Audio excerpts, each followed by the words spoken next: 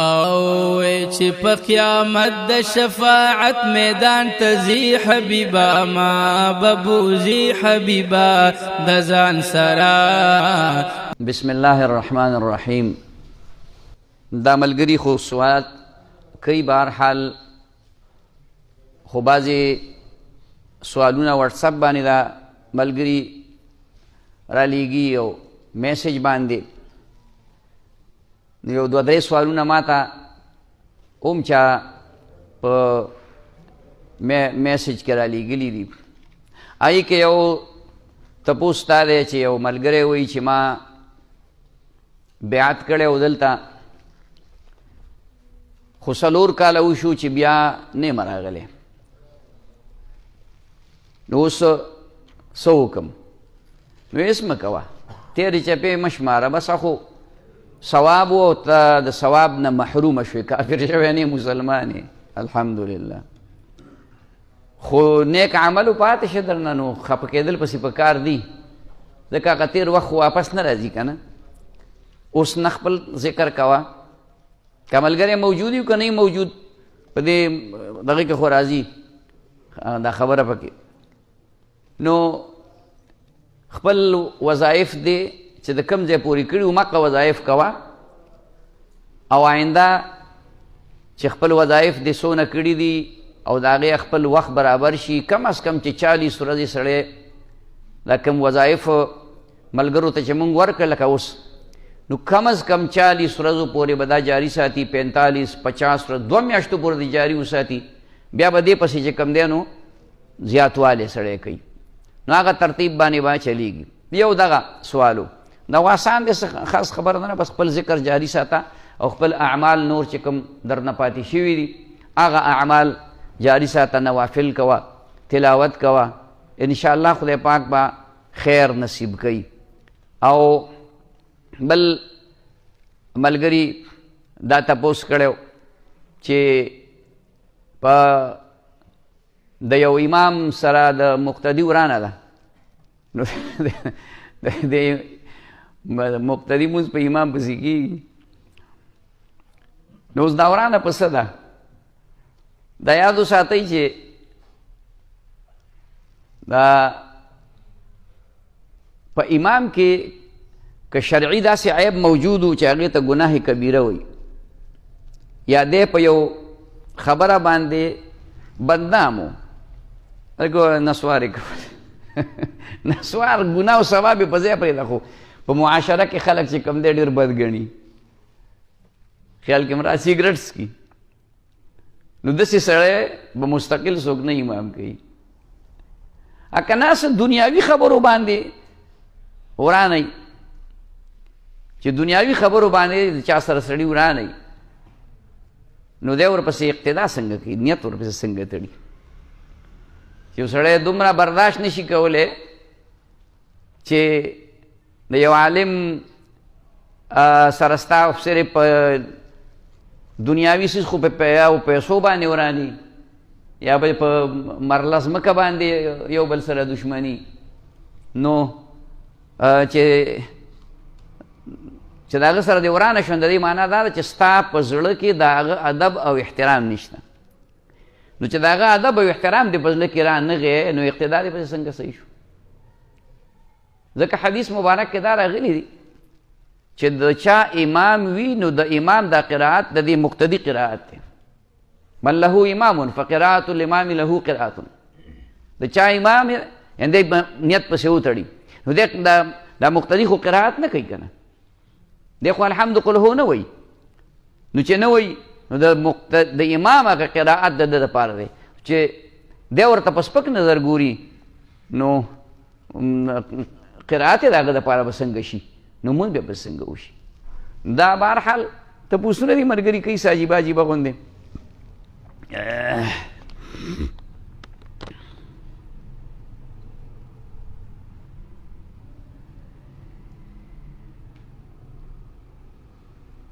دا ملګري لیکلي چې زمونږ دا کتاب اصلاح معاشره کا فقهي ګلدسته د جمعې د مانځه نه مخکې نوکونه وغیره کټ کو، او دا ټیک ده، د هغې وجه دا ده چې د بدن زیاته حصه په عبادت کې راشي، چې نکونه د سړي غټي د جمعې په ورځ نکونه کټ کول سنت نو دا مطلب نه چې خامخا دې د مانځه نه مخکې وروستو هم کټ کولی شي او چې وروستو یې کټ کې ویښته وروستو کټ کې نو ستا په د بدن زیاته حصه به چې کوم دی په عبادت کې راشي دې کې څه حرج نشته دی ښه. هغه بله مسله دا چې مشترک او بالکل دا صحیح خبره دا مشترکه منګز دا چې منګز دا زه پې سرګیره ګمنځوم ته پې هم کوې ته پې هم کوې ته هر پې کوي دا ناجایز دی او دا اختلاف پیدا کوي دا یو بل په منځ کې اختلاف. نن سبا دا موږ چې یو بل سره طرفګانۍ ډېرې دي که نه نو د نیانو د دوکانونو ګمنځ استعمالو که تاسو فکر کړئ ته م راشه سر پې ګمنځ کا ګیره پې ګمنځ کا زه م راشه سر پې ګمنځ کا ګیره پې ګمنځ کا اوس خامي بل دې کې بنیادي نکته دا ده چې د دې په وجه افتراق او اختلاف پیدا کیږي او دې سره سره دا چې د هر یو بدن کې څه نه څه بیماریانې موجود دي چې دا بیماریان یو بل ته منتقلی نشي نو په دې ویښتو کې مغه بیماریانې نو دا یو ګمنځ هر سړی به ځان له ګمنځ ساتي هر سړی به ځان له رنجړومه او سلایي ساتي خبره باندې پوه شي هر سړی به ځان له چې کوم دی تولیه ساتي په یوه تولیه باندې به ټول کور مخلاص نه اوچوي هر سړي دپاره ځان له دا واضح خبرې دي په کتاب کې لیکلي د کتاب کې ورسره حواله لیکلې ده د دې خو زما په خیال تپوس تړو ضرورت نشته حواله شته چې حواله د کتاب موجودي بیا پکې په هغې کې سړی خبره نشي کولی ښه. او دا یو د نبي علیه السلام زمانه کې یو واقعه شوې وه هغه خو معجزه د نبي علیه السلام وه 2 بجې پیدا شو شا په شا جنګېدلي وو نبي علیه السلام چا سوال وکړو نبي علیه الصلاة والسلام ورته وویې چې یو شریکه ګمنځ د دوی دپاره منتخب کوي او په هغې ور سر ګمنځ کوي چې سر یې ګمنځ که خدای پاک هغه جدا کړو دا خو د معجزې په تور شو خو مطلب دا چې دا ګمنځ شریکه دا په د یو بل سره اختلاف او جداوالی چې کوم دی نو راولي ښه جی یو ګمنځ به صرف ځان له سړی استعمالوي لیکن نور هېڅ وضاحت ته ضرورت نشته دی هر سړی دا ګمنځ کومه چې کوم دی ته د سرو زرو واخلی چې ګینې دغه د اسرار مولانا صاحب بیا دله جوړوي او هغه به په 1 لاک روپۍ باندې جوړېږي یو تولې سرو زرو نه به جوړېږي خو دلته کېږي که نه په 15 روپۍ باندې کېږي په 50 روپۍ ورکړه لس ګمنځ به کور ته راوړي نو که کور کې 10 کسان دي 10 کسان دي ځان له ګمنځ والي که نه دونه د حرج خبره ده دونه ګرانه خبره ده دونه تکلیف خبره ده که نه دا بعضې تپوسونه بعضې څنګه وي غسلخانه کې میتیازې کول جایز دي که جایز نه دي دا اوس چې کومې غسلخانې دي دا کموډ پکې لګېدلی نو دا کموډ جوړ د دغې دپاره دی کموډ کې څوک سملي نه خو کموډ جوړ د دې دپاره چې میتیازې به پکې کې چې کومه غسلخانه ده خالصه چې هغې کې کموډ نشته صرف د لمبلو دپاره ده نو هغې کې میتیازې کول ناجایز دي مکروه دي نه دي پکار بیا هم په هغې کې بعضې علماو دا خبره کړې ده چې که چرتې په هغې کې دا اوبه ودرېدې نه سلوپ پکې او فوراً تې دا اوبه وتې نو که هغې کې د اوبو د وتلو دپاره کوم ځای سوری پکې که نه یا پیپ پکې لګېدلی نو که د خامخا مجبوري وه بار یې اودس نه و مات کړی تشې میتیاز یې نه وي کړې نو هغه قصوري کې دی چې کوم دی هغه پیپ کې دی واړه بولو کې خیر دی بس بیا ګناه خو دا به ځان له عادت نه ګرځئ ښه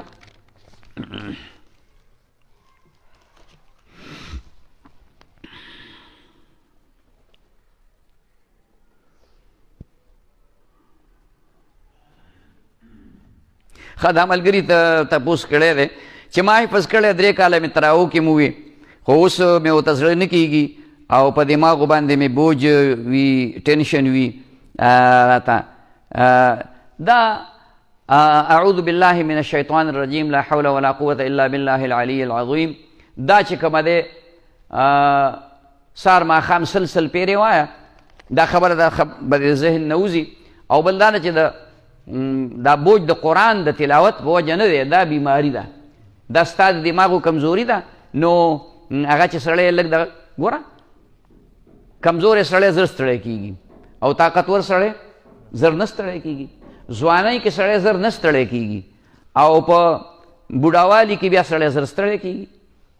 زه د تجربې خبرې وایم، بې تجربې درته نه وایم. یوه بجه به زه رالم د ډیوټۍ نه، نو 1:30 بجه باندې به مونځ کېده، نو په منډه منډه اودس هم کړی و، څه نوڼۍ نیمه ډوډۍ هم خوړلې و، بیا مونځ او مانځه پسې چې کوم دی 15 منټه پس به هم سبق شروع کړو. 2 بجې زیات نه زیات چې ډېر لیټ به په 2 بجې به هم سبق شروع کړو. نو د سهار نه د 1:30 پورې هغه ډیوټۍ کې مصروف وو. بیا به مې سبق طالبانو ته شروع کړو، نو د مازدیګره پورې به مې ته سبق وي. نو چې مازدیګر به مې هغې ته سبق ختم کړو، کور ته ورغلم. مازدیګر مونځ به م دلته وکړو. چې ما مونځ به م دلته وکړو، نو بیا د دې اطرافو کسانو هلکانو هغوی به راتلل، د دې کلي 2-3 کسانو، اوس په دې کلي کې نشته، دلشاد هلکه زوار حسین دي او قربان دي، دا کسان دی به راتلل. نو د مازدیګر نه پس به مې هغې ته د مونیا خلاصه د ابتدایي دا واړه کتابونه د مسلو، نو دا به مې ورته وی. بس په دغې کې به ماښام شم، 15 منټه مخکې به د ماښام نه اوزګار شو. نو بیا د ماښام نه بعد څوک وده کېږي؟ نه وده کېږي، که خوب هم چاله ورځي نه وده کېږي، ځکه یو ماسخوتن نږدې، ماښام پسې یو ماسخوتن شه، ماسخوتن مونځ به مو وکړو. نو چې د ماسخوتن مونځ په اوړي کې سړی کوي، نو هغه لیټ وي. ښه، موږ په 9:30 بجې باندې په اوړي کې د ماسخوتن مونځ کوو. نو د 9:30 بجو نه چې نو چې مانځه نه موږ فارغېدو، نو ترجمه به مو وکړه. چې ترجمه مو کوله، نو مختصر نو 10 بجې به وي، په باندې 10 بجې به وي. نو د دغې نه پس به موږ زه به سملاستم، دغه نه پس به سملاستم. نو سهار مونځ خو مې کو که نه، خپل زبرګي ته نه ویم. ما په یو تقریر کې دا خبره کړې وه، نو بیا چا وی موږ ته خپل زبرګي وویله، موږ ته خپله چې ګینې زه ما وی زه 4.5 ګنټې خوب کوم. نو په هغه ځوانۍ کې 4.5 ګنټې په 24 غنټو کې ما خوب کوم. 24 غنټو کې به 4 ګنټې یا 4.5 ګنټې په باندې 4 ګنټې دا به زما خوب. هېڅ پروا مې نه وه، ټیک ټاک وم. اوس مدرسې ته لاړ شم چې 2 پیریډه والمه، نو ستړی شم، یقین وساتئ. نو بیا ښه د هغې پسې مې لږ غونډې ټایم 100 منټه خالي، نو لږه ډډه په دفتر کې وومه، کېنمه یو 10-15 منټه نیمه ګنټه، نو بیا نور 2 پیریډه والمه. نو اوس په 2 پیریډه ستړی کېږم، مخکې په نو دا او په سر مې ورسره هم درد راځي. نو دا د ملګري د تسلۍ دپاره مې دا خبره وکړه چې دا د قرآن په چا نه بوج کېږي، قرآن کې شفا ده. دا خو چې څونه ډېر وی نو ډېر خوند بدله درکوي. یقین وساتئ چې څوک په روژه کې ډېر تلاوت کوي، دی به ډوتګې کېږي نه، خو موږ خو تلاوت نه کوو. ته ډېر تلاوت کوه، ته دې بیا تږی شي. زه په دې روژه کې بیمار وم، ما ته پته هم نه وه شوګر مې دی، په دغې روژه کې مې شوګر شروع شوی. نو ما ته ډاکټر وی ته خوله دې وچېږي مې نه. نو هغه په اعتکاف کو، نو اگر چې په اعتکاف کې دونه تلاوت منګه نه و کړی، ملګری را سره و په اعتکاف کې، هغه ته پته وه، خو بیا هم یو اندازه د عام حالاتو نه خو مو زیات کو. نه په تنده پوه شوی یم، نه په ولږه پوه شوی یم، بیماري وروستو پته ولګي چې دا لکه سړی خو بیمار شوی دی. خیال کې مې راغله. هسې مقصد مې دا دی چې دا د دې ملګري دماغي کمزوري ده، قرآن په چا نه بوج کېږي. نو د دې دماغو لږ علاج وکړه، بادام مو ته وایي بازار کې خرڅېږي. خبره پوه شوې؟ 1-2 کیلو واله یو ماله راوړه، یو بستا شي. سم بوډا یم، په خبره پوه شوې؟ خبر خو مې بده نه کړي، چېرته ته دا غلطي ونه کړي. ګورې ښه دا ملګري تپوس کړی دی چې وظایف د سهار د مانځه نه مخکې بلکل یې کولی شي. د سهار مانځه نه مخکې هم کولی شي، وروستو هم کولی شي، د ورځې هم کولی شي، د شپې هم کولی شي. په شواروز کې دا پوره کوه، دا کوم وظایف ته.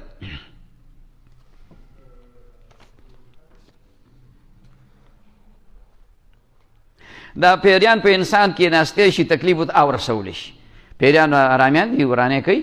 نو د دې دا مسخر کولی شي او مسخر کیږي هم خدا نه چې ځان به ورته ټینګې اصلي چې سره کونډۍ د باندې واړي خبره باندې پوه شوې نو جنات مسخر کیږي هم خدا کار څه د فایدې نه دی نو څه ښه کار نه دی نو ته چې جنات مسخر کې پیریان مسخر کې که نه نو څه به کې تله به د زرداري خزانه راوړي که د عمران خان خزانه به راوړي نشي راوړی لیونی کېږه مه دغه ځان له په زور په روغ سر داغونه مه لګوه په سر دې دڼ نشته ته داغونه لګې نو دا دغه مه کوه او جنات په سړي کې حدیث کې راغلي یجري مجرى الدم داسې چلیږي د انسان په دې بدن کې لکه په دې رګونو کې چې دا وینه چلیږي نو دا راتلی شي ښه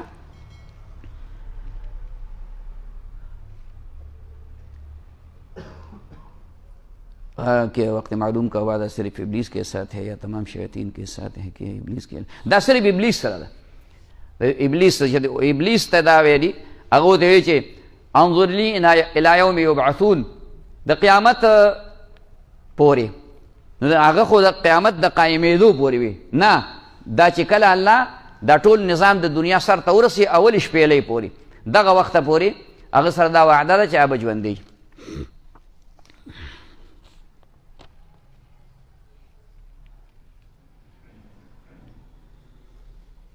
او دا ملګری وایي چې مور مې بوډۍ ده بیمار ده په کټ کې مونځ کوي کولی شي خولې به قبلې طرف ته وغځوي او په اشاره باندې به مونځ کوي د رکو دپاره به لږ سر ښکته کوي سجدې دپاره به ډېر سر ښکته کوي که کېناستی شي کېږي نو که سجده او رکو کولی شي نو بیا هم کولی شي یو جانماز باندې خپل ښځې سره نه نشي ودرېدی ښځه به وروستو ودرېږي بل جانماز باندې به ودرېږي یو جانماز باندې ښځه او خاوند یو ځای په مانځه نشي ودرېدی دا ملګري لیکلي ضرورت په بنا باندې بینک کې اکاونټ دا د ډېرو خلکو شته او کولی شي هر بینک کې کولی شي خو البته کرنټ اکاونټ کې پی ایل ایس کې هم مه کوه او په دې فکس ډیپازټ کې هم مه کوه هغې کې خو سود ښکاره دی نو کرنټ اکاونټ کې اکاونټ کولولی شي زنانه بیعت کولی شي او بالکل زنانه بیعت کولی شي د هغې دپاره دوه طریقې دي یو طریقه دا ده چې په خانقاه کې مستقل د زنانو ځای وي او هغوی په پرده کې به ناستي او بیعت ورته به په دې طریقه باندې کوي مرشد چې هلته به څادر ور وغځوي د پردې نه دې خوا به چې کومه دی نو مرشد ناستي هغه به دغه الفاظ د بیعت او دغه چې کومه طریقه د هغه وایي زنانه به هلته وایي خو پټ به وایي دویمه طریقه یې دا ده چې په واسطه باندې واسطه دا مطلب دی چې ته د خپلې ښځې دپاره واسطې د خپلې خور دپاره د مور دپاره ستا کومې زنانه چې تا سره د هغې نکاح نه کېږي او لکه مور شوه نو ستر پرده نه وي نو هغه د هغې دپاره ته واسطه کېدی شي لکه مثلا یو سړی دی ما ته وایي چې زما ښځه بیعت کول غواړي نو د هغې نه د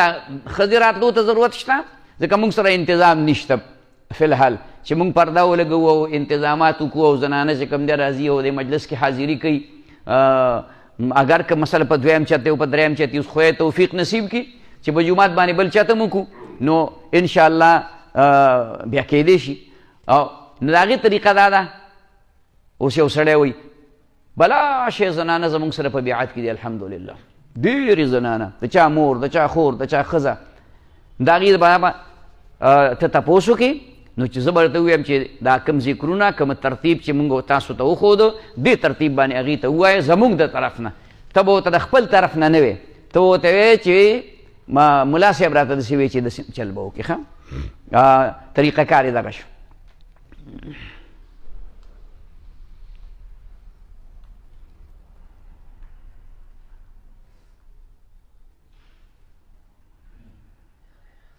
دا یو سړي دا ملګری وایي چې یو کال یا دوه کاله سړی بار تیر کړي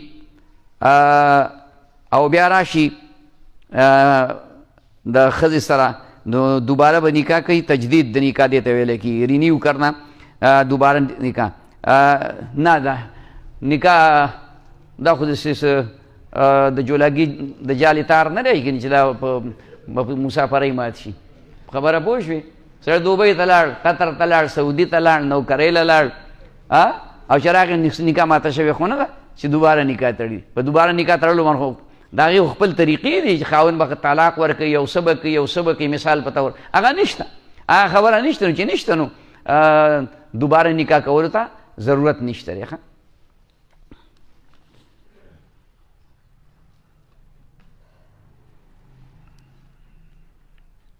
دا ملګری وایي ما ته کله کله دین باره کې خیالات راځي، غلط خیالات، بیا خفه یم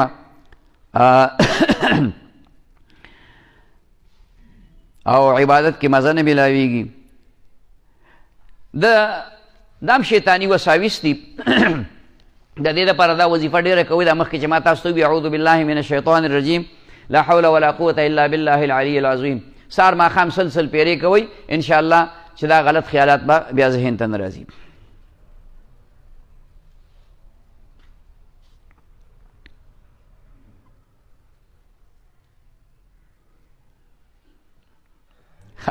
دا ملګری وایي چې انفرادي نیک اعمال کولو باوجود ګناه رانه کېږي او د الله وعده ده متقي انسان سره ده چې هغه به ګناهونو نه بچ کېږي.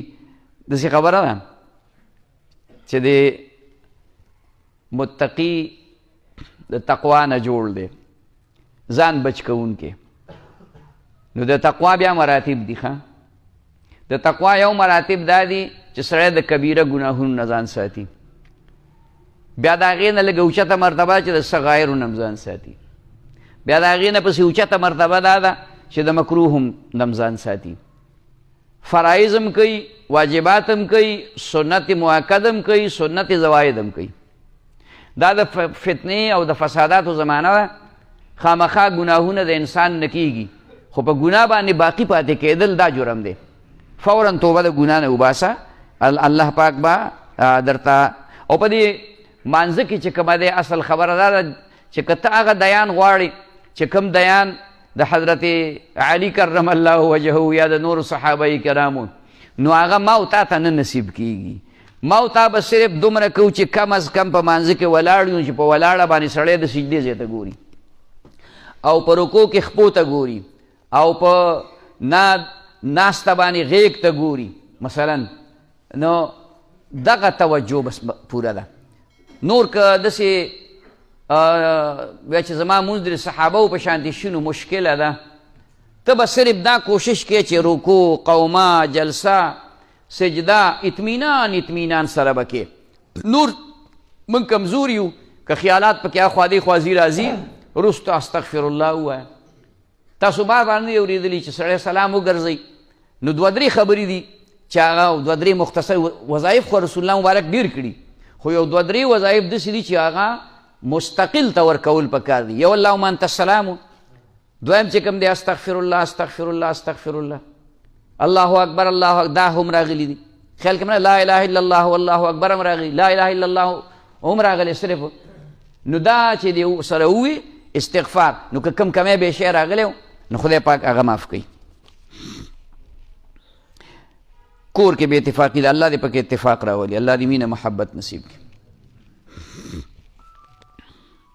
نارینه اولاد دپاره وظیفه، وروستو بیا د هلکانو نه وظیفه والی دغه نه پس. ښه دا ملګری وایي زما د خور واده دی، دعا ورته وکړي چې الله دعا ورته وکړي الله العالمینه دا حیا عزت ځای نصیب کړي، ته پرې رحم وکړي، اتفاق اتحاد یې په کور کې واچوي، مصایب و تکالیفونه یې په امان کړي.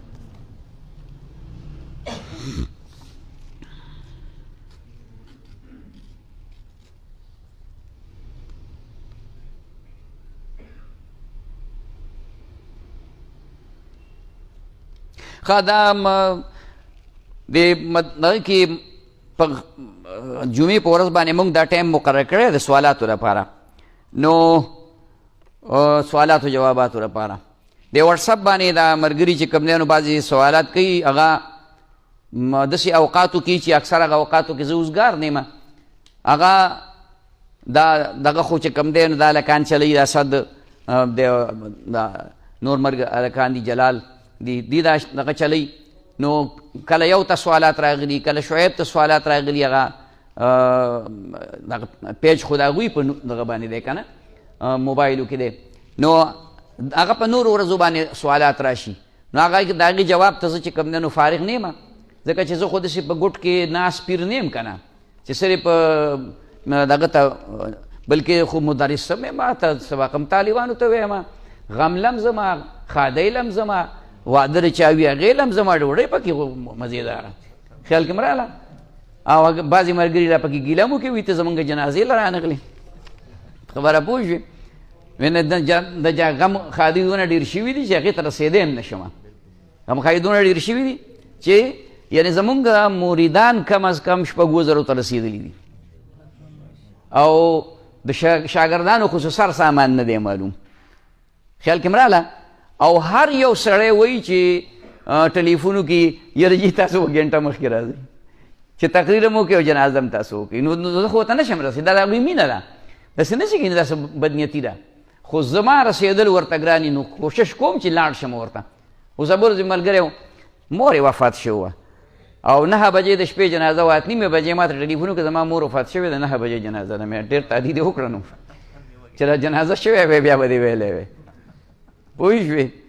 نو ما ورته ویل اوس خو چې زه ځان نه مې یخني وه، بړستن مې ځان نه چاپېره کړې وه، کتاب مې کتو نو مې چې ورسره بړستن د ځان نه در کوم او بیا راوځم او بیا به گاډی سټارټ کوم، چې دلته در رسم نو 9:30 بجې وایي، خیال کې م راغله. نو صرف مقصد مې دا دی چې دا سوالات کوشش دا کوئ چې د جمعې په ورځ باندې بس د نورې خبرې به پکې ختمي. ښه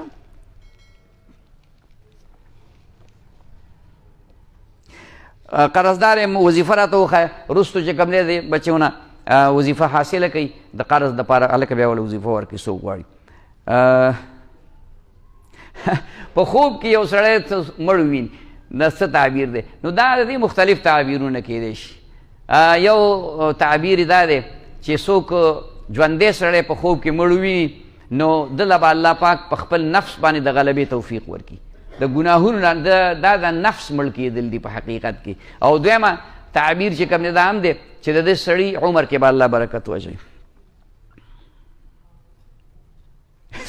سیاست اسلام کې شته که نه؟ اسلام ټول سیاست دی. سیاست دروغو ته نه وایي، سیاست دې ته وایي چې په قوم باندې به حکومت کوي. رسول الله مبارک په قوم حکومت کړی، انبیاء علیهم السلام کړی، صحابه کرام کړی، خلفای راشدین کړی دی. مسلسل چې کوم دی نو دا طریقې را روانې دي، دا خدمت دی په حقیقت کې. مسافر بیعت کولی شي که نه؟ ولې نه شي کولی؟ مسافر بیعت کولی شي، په ټلیفون باندې و بیا رابطه کوي، بیعت به وکړي، بیا که دی په هر وطن کې. اوس زمونږ بلا مریدان دي هغه چې کوم دی نو باقاعده څوک یو ځای کې دي څوک بل ځای کې دي، په ټلیفون باندې رابطه ساتي او هغې ته مونږ چې کوم دی وظایف ورکوو، وایه داسې وایه. البته که دی مسافر دی نو په هغې د بیعت په هوا کې نه کېږي، د بیعت کې د مجلس کې حاضري پکار ده چې کم از کم دا لاس په لاس کې ورشي. رسول الله مبارک چې بیعت کړی دی نو دا یې کړی دی چې لاس صحابه سره، لکه حدیبیې په موقع باندې نبی رسول ټول صحابه سره بیعت، نو لاس یې په لاس کې باقاعده ورکړي دي. دا کومه طریقه چې مونږ کوو دا د ګاڼې دپاره چې یاره خلک ډېري نو دا صادر که دا هغه ربط غوندې شي د یو بل سره نو کولی شي، خو بیعت به وکړي. نو که بیا دی مسافري وظایف چې کم دی نو بیا په هغه طریقې به سیوا کوي، کموي به، نو رابطه به ساتي. بل دا خبره ده چې ما زه خو تقریبا ټلیفون وغیره دا د هر چا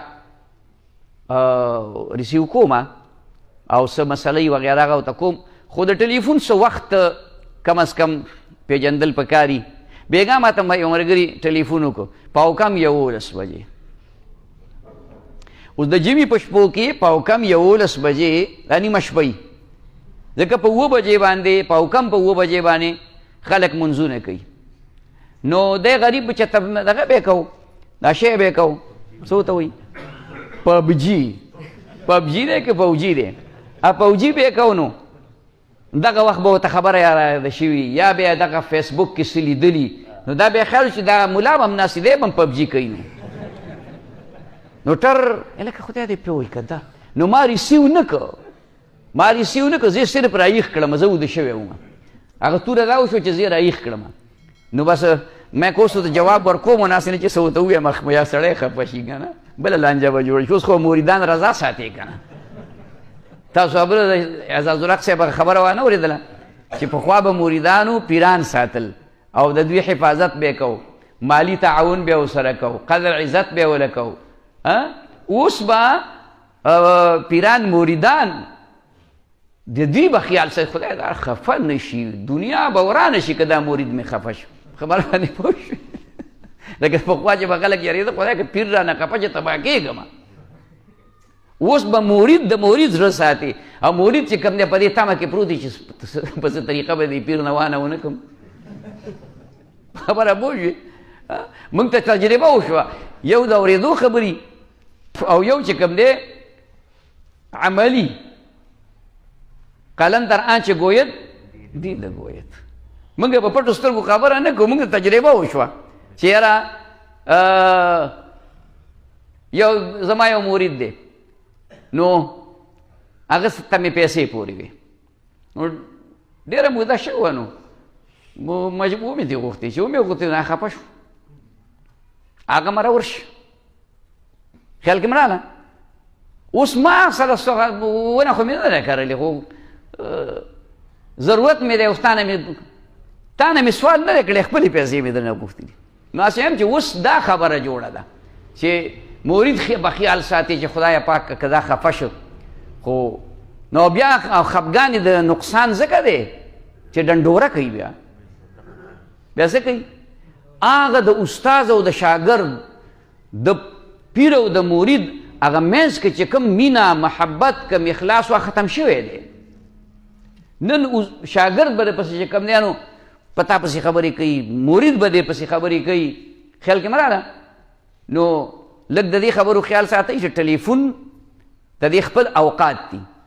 سهار بعضې خلک سهار وختي چې کوم دی ټلیفون شي، خدای بنده نو ته دې وخت کې چې ته ذکر نه کوې، تلاوت نه کوې، الحمد قل هو نه وې، نو سهار کله د مانځه نه مخکې کله د مانځه نه وروستو دغه ټایمونو کې زه ټلیفون نه اوچتوم، پروت وي ښه غرار یې کوي مې کوه، نو زه خو تا ته اوزګار نه یم.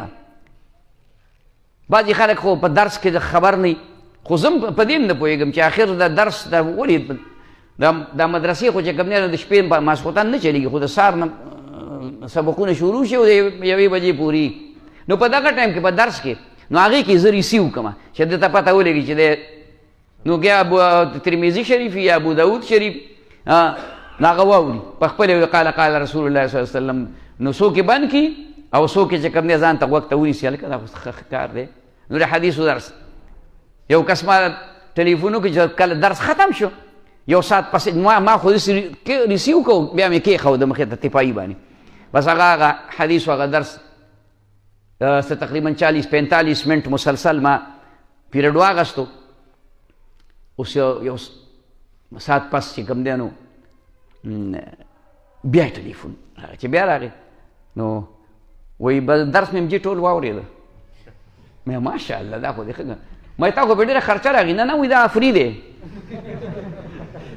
ښه مې ځکه درس واورېد چې دا فري دی، که دا په پیسو وی بیا دې نه اورېد.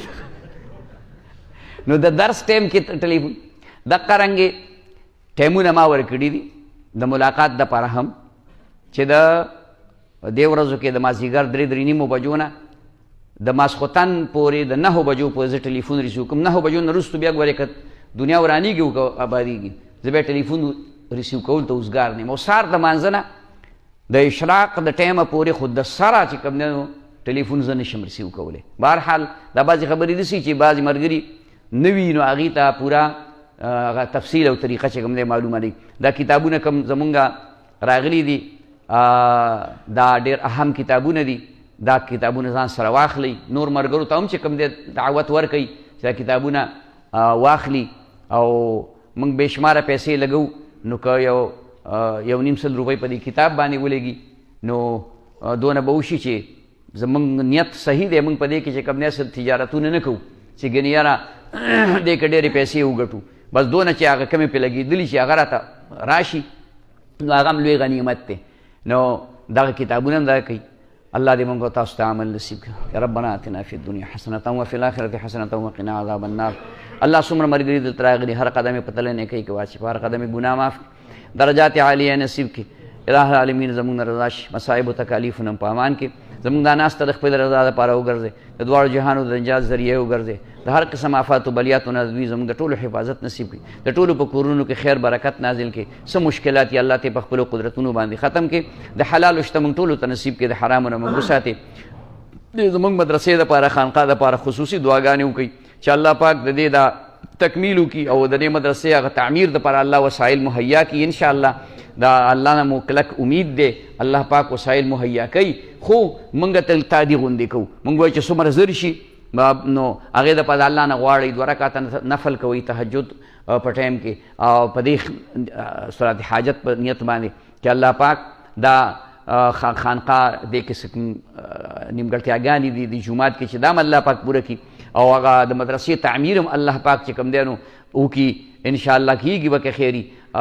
په دې جومات خو موږ 3م چت کوو، خو دلته خدای پاک رحم وکړو، دا مخامخ پټی چې کوم دی نو دغه دپاره واغسته، دې لپاره ما خپل ګاډی بیا خرڅ کړي، ما سره خپلې پیسې دونه وې چې دا 3م چت پې کېده، خو دغه ځای مدرسې له واغسته چې مدرسې له ځای واغست نو پیسې خو په هغې باندې ټولې لاړ نو بیا خو 3م چت نه کېده. نو اوس دا ده چې د الله خزانو کې خو کمی نشته او زمونږ خزانو کې کمی دی، مونږ سره به پیسې نه، د الله سره خو شته که نه، نو د الله نه چې غواړي الله یې درکوي دله، خو مونږ غوښتې غواړو نه، مونږ ورته خپل حاجت له صحیح نه دی پیش کړی. نو تاسو 2 رکعته تهجدو په ټایم کې صورت حاجت وکړئ، ماسخوتن کې وکړئ، الله نه وغواړئ، خدای دې له وسایل مهیا کړي. ربنا تقبل منا انک انت السمیع. ټول ملګري چې راځئ